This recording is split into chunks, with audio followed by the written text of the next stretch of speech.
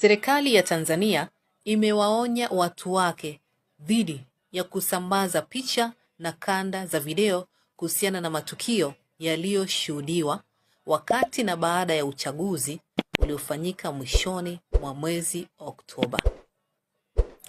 Watanzania wamepokea jumbe kwenye simu zao usiku wa kuamkia leo zikisema kwamba watakaosambaza picha na kanda hizo ikiwemo za vurugu na mauaji yaliyoshuhudiwa wakati wa maandamano hayo watashtakiwa kwa kosa la uhaini.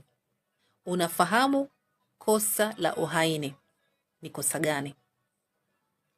Na kufafanulia kwa kina, kosa la uhaini mara nyingi ni kosa la kuisaliti nchi yako.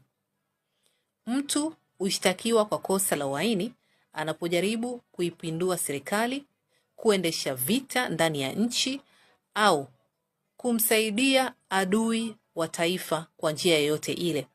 Kosa la uhaini ni mojawapo ya makosa yanayochukuliwa kuwa makosa makubwa sana chini ya sheria za taifa husika.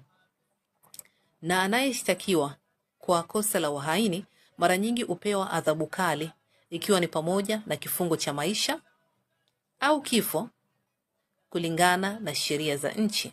Kihistoria, uhaini umechukuliwa kama kosa la pekee kutokana na athari zake kwa mshikamano wa taifa na uhalifu wa umma.